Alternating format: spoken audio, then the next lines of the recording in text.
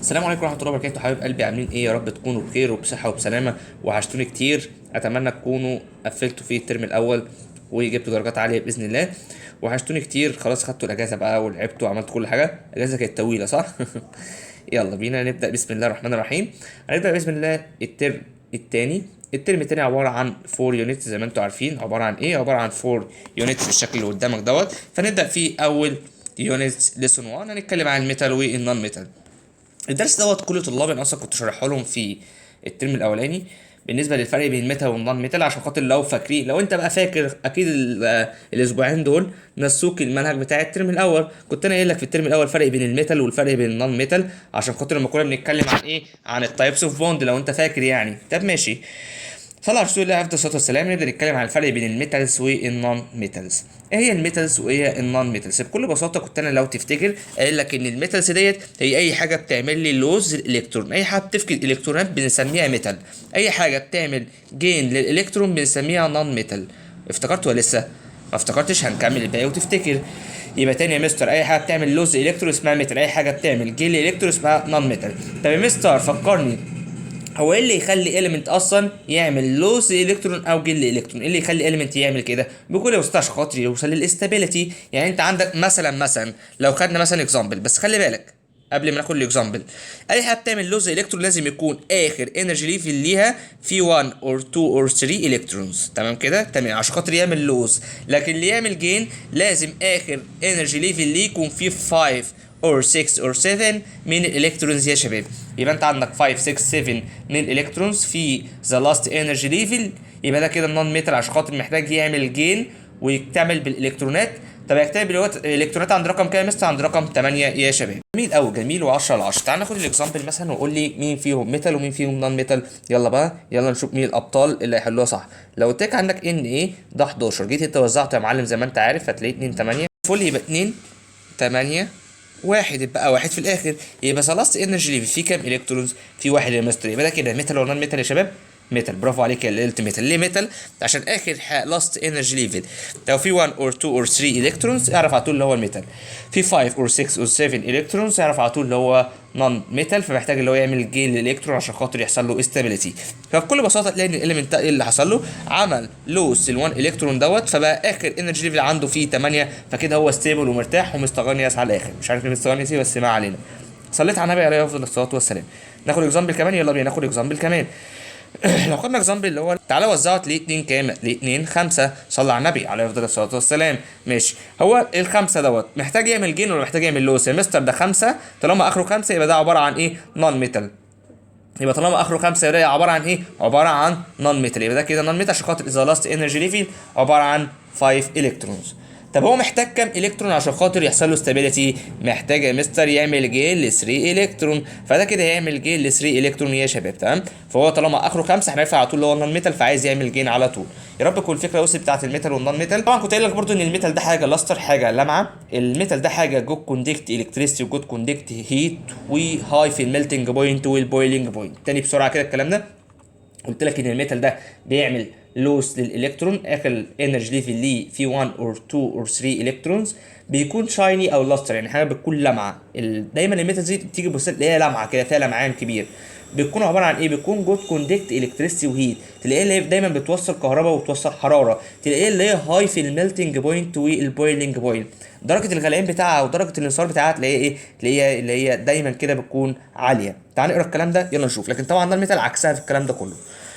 يبقى ده كده قلنا اهو لاست انرجي ليفل 1 اور 2 اور 3 الكترون ده ميتال. لكن لاست انرجي ليفل 5 اور 6 اور 7 ده كده نون ميتال. لكن خلي بالك حاجه، لو هم 4 الكترون ده كده ولا ميتال ولا نون ميتال. ممكن تكون ميتال وممكن تكون نون ميتال يا شباب. يا رب يكون كله واصل وما يكونش فيه اي مشاكل. تمام، اللي بعدها طبعا انت عارف ان زي ما قلت لك المعلومه دي احنا واخدينها الترم الاول. قلت لك عندك كل في البريودك تيبل عباره عن سولت. كل في البريودك تيبل عباره عن ايه؟ عباره عن سوليد، ليهم صلبين سوليد. طب حلو، ما عدا في حاجه ميتال ليكويد. ايه هي الميتال ليكويد الوحيد؟ الماركري. يبقى عندك الماركري الوحيد هو الميتال ليكويد. طب لو مين فاكر بقى مين هو النون ميتال الوحيد اللي كان ليكويد؟ برافو اللي قلت البرومين. ده لو حد قالها اصلا، لو فاكر اصلا الاجازه ال 14 يوم نسيكوا كل الكلام ده. ماشي يا شباب زي الفل. يبقى انت عندك اغلب البريودك تيبل في الميتال بتكون سوليد. ما عدا حاجه ليكويد زي ايه، زي الماركري. لكن انت عندك في النون ميتال اغلبه سوليد او جازس، والليكويد الوحيد اللي فيه هو البرومين. زي ما انا لسه قايل لكم، حاجه زي الميتال دي بتكون لاستر، بتكون لمعه. لكن حاجه زي نون ميتال، خلي بالك الكربون اللي هو الاربعه دوت نون ميتال، هو الكربون ده 4 اخر لاست انرجي فيه، يعني انت عندك الكربون ده 6 هتيجي توصلها ل 2 4، هو اخر 4 بس ده بيصنف ده من نون ميتال يا شباب، برضو معلومه ليك عشان تكون عارف. ده بيكون ايه، نوت لاستر مش لمعه، بتكون حاجه اسمها اوبيك. اوبيك اللي هو حاجه مطفيه كده او مش لمعه، تمام. يبقى ده الفرق بين ايه، ميتال والنون ميتال. الميتال ده لاستر، لكن النون ميتال ده نوت لاستر او اوبيك. قال لك ان الميتال ده ميليبل ودكتايل. يعني ميليبل ودكتايل وفورمابل، يعني حاجه نعرف نعيد تشكيلها، حاجه نعرف ان احنا نسيحها ونعيد تشكيلها نعمل منها اشكال، تمام. لكن حاجه النون ميتال دي نوت ميليبل، حاجه مش مرنه او لينه كده، ما تعرفش انت تعيد ايه تشكيلها تاني، تمام.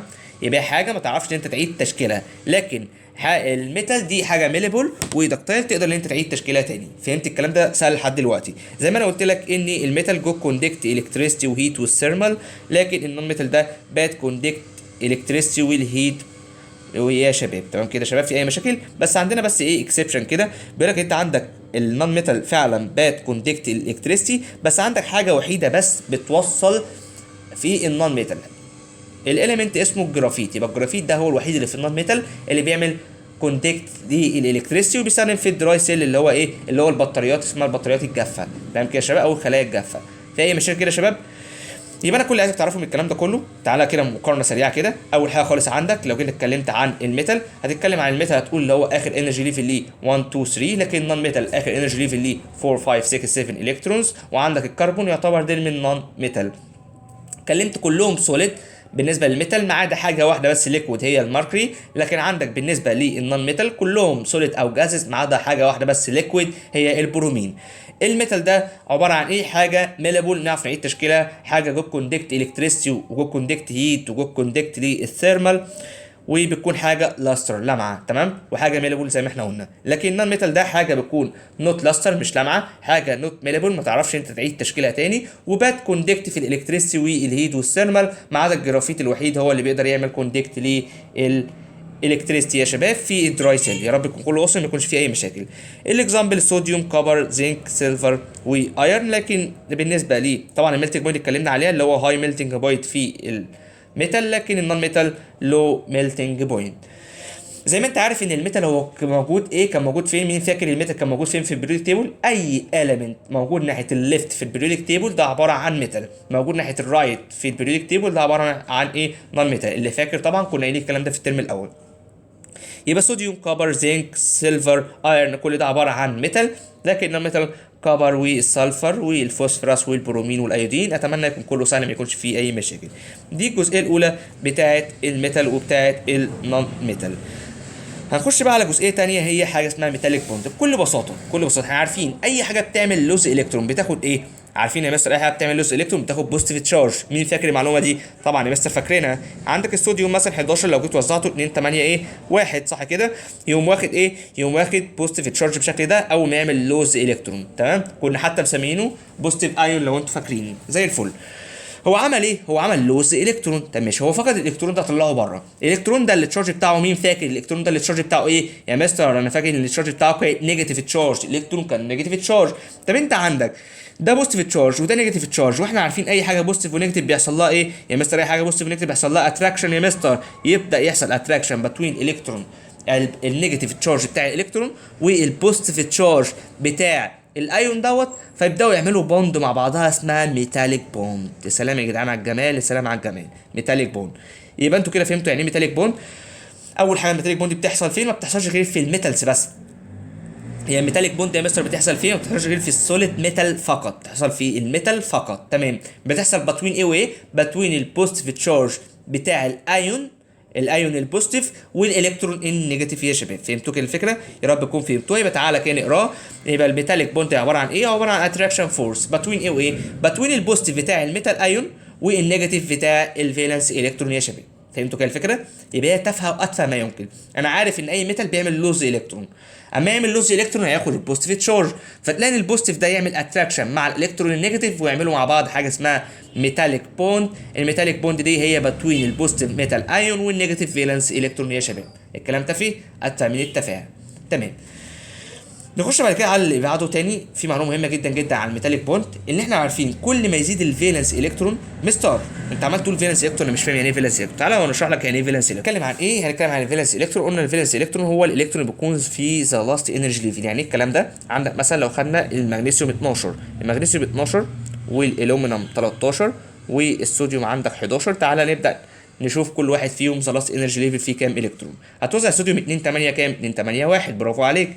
هوزع لي المغنيسيوم 2 8 كام؟ 2 8 2. برافو عليك. الالومنيوم هتوزعها 2 8 كام؟ 2 8 3. برافو برضو عليك. يلا صليت على النبي عليه افضل الصلاه والسلام. ماشي.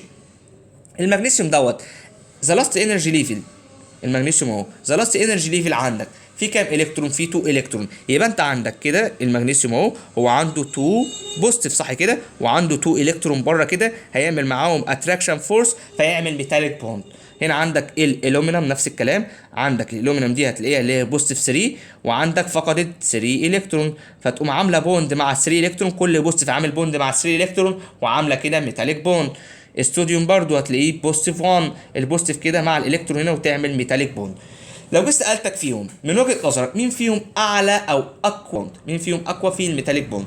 طبعا يا مستر اقوى في الميتاليك بوند هو الاعلى في الفالنس الكترون يا مستر. يبقى كل ما يزيد الفالنس الكترون يا شباب او الالكترون في ذا لاست انرجي ليفل، اعرف على طول الميتاليك بوند بتاعته هتكون اقوى، والميلتنج بوينت برضه يا شباب بتاعته هتكون اعلى. تمام كده وصلت؟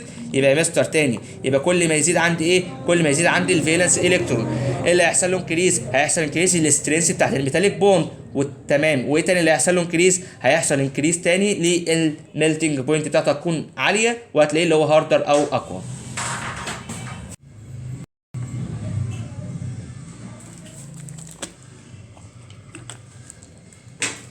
يلا نبدا. يلا تمام كده يا شباب. احنا دلوقتي عرفنا كل ما يزيد الفالنس الكترون انكريز، كل ما تلاقي ان الاسترينث بتاع الميتاليك بوند انكريز، كل ما تلاقي ان هو هاي في الميلتنج بوينت وهاردر اللي هو اقوى يا شباب. تمام. يبقى هما ليهم سيكونس مع بعضهم او كده ايه مع بعضهم كده، زي ما احنا مثلا لسه قايلين اهو. كل ما يحصل انكريز عندك في الفالنس الكترون، كل ما تلاقي الاسترينث بتاع الميتاليك بوند يحصل له انكريز، كل ما تلاقي ان الميتال ده بقى هاردر اقوى، ما تيجي تمسكه كده اقوى، وكل ما تلاقيه اعلى في الميلتنج بوينت. رب تكون وصلت وتكون فيه اي مشاكل. ودي طبعا الاكزامبل اللي احنا خدناه. بص هنا لو جيت هنا بصيت على الميلتنج بوينت هتلاقي انت عندك الصوديوم ب 98 سيليزيوس، المغنيسيوم ب 850 سيليزيوس، والالومنيوم بكام؟ ب 660 سيليزيوس. فطبعا الاعلى في الفالنس الكترون هتلاقيه اعلى في الميلتنج بوينت يا شباب. نخش بعد كده على اخر حاجه في درسنا النهارده، حاجه اسمها الوي. يعني ايه الوي بكل بساطه؟ بص انا بشرح الكلام من قبل ايه، من قبل ما نشوف، بعد كده نرجع نقراه مع بعضينا. الوي بكل بساطه، انا مثلا عايز اعمل الوي يعني سبيكه. يعني ايه سبيكه؟ يعني بجيب 2 ميتال مع بعض واحطهم في حاجه واحده، اجمعهم. تمام. مثلا لو عندي مثلا ايرن، تمام، وعندي الومنيوم، حلو كده، عندي ايرن وعندي الومنيوم، فانا عايز اجمع الايرن والالومنيوم مع بعض. بعمل ايه؟ كنت بجيب اسيح الايرن واسيح الالومنيوم واجمعهم مع بعض في حاجه واحده. كده انا عملت ايه؟ كده عملت الوي بتوين الايرن والالومنيوم، عملت سبيكه. يبقى السبيكه دي عباره عن 2 ميتال ماسكين مع بعض.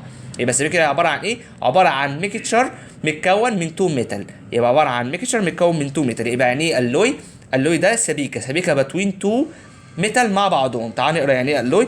يبقى الوي بكل بساطه زي ما هو بيقول لك هنا، هو عباره عن ميكتشر، خليط ما بين ايه وايه؟ ما بين 2 ميتال اور مور يا شباب مع بعضهم. مديك المثال اللي عندك فيه البرونز الوي. البرونز الوي ده بكل بساطه هو عباره عن ايه؟ متكون من 95% من الكبر و5% من التن يا شباب. التن ده اللي هو القصدير، يبقى التن ده اللي هو عنصر اسمه القصدير. يبقى انت عندك دلوقتي كده في الوي اسمها برونز الوي. اما يجي يسالك البرونز الوي دي عباره عن ايه؟ عباره عن 95% من الكبر و5% من ايه من التاني يا شباب. طيب البروبرتي بتاعت انا استفدت ايه ما عملت الالوي دي؟ هتلاقي ان الالوي دي اصبحت ايه هاردر، بقت اقوى. يبقى بيقول لك ان الالوي دي اصبحت هاردر من الكبر لوحده، وكمان ريزيستنس تو راستنج اللي هي مقاومه للصدى. يبقى الكبر لوحده لو حطيته الكبر ده هيصدي، لكن لو حطيت معاه ال 5% من التاني دوت مش هيصدي، وكمان هيبقى هاردر، هيبقى ايه هيبقى اقوى. عشان كده انا بضطر اعمل الوي عشان خاطر الحاجه دي ما تكونش فيها اي راستنج، ما يحصلش اي راستنج عليها، وكمان بتكون هاردر يا شباب. بنستخدم في ايه الالوي دي؟ بنستخدم في الجويلري زي المجوهرات كده يا شباب. تمام مثال في الميداليات والستاتس والحاجات اللي زي كده، اللي هو عندك مثلا تمثال معمول من البرونز الوي، عندك مثلا ميداليات كده وحاجات معموله من البرونز الوي، الاكسسوارات يعني عموما. تمام بس كده احنا كده خلصنا يعتبر. في اخر حاجه اسمها ريسايكلينج. ريسايكلينج يعني ايه؟ الحاجه والبلاستيك اللي انا برميه في الشارع ممكن ان انا اعمل له ريسايكلينج واعيد تدويره تاني. في عمليه ايه؟ بعمل كونفرجن. يعني ايه كونفرجن؟ ان انا بدور او بعيد الحاجه تاني، يبقى بعمل كونفرجن للويست ديت برجعها تاني حاجه يوسيبل سابستنس، يعني لمواد تاني نافعه وتفيدني في الحياه. تمام كده يا شباب؟ في اي مشاكل؟ يبقى انا بكل بساطه زي مثلا الكنز، بعمل كنز. الكنز ده عباره عن ايه؟ عباره عن بلاستيك.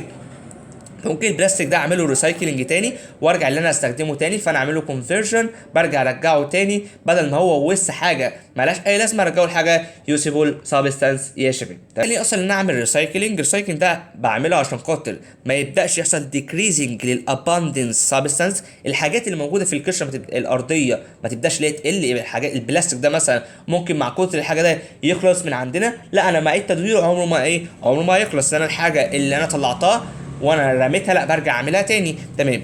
بيقول لك ديفيكولتي ان انا اعمل اكستراكتنج لي فروم اورز، يعني مثلا البلاستيك دوت او اي اور ما بيكونش بيور، ما بيكونش خام، بيكون مع حاجه تانية، فبقدر اعمل عمليات واتغرم انرجي واتغرم فلوس والكلام ده كله عشان خاطر ابدا اعمل له سيبريشن من الحاجه اللي هو ماسك فيها. وطبعا لما اعمل له ريسايكلينج ده هتكون ايه لور في الكوست، مش هدفع فلوس كتيره بمقارنه لو انت جيت قارنتها ان انا افصلها عن ايه افصلها عن الحاجه الميكشر اللي ماسكه فيها.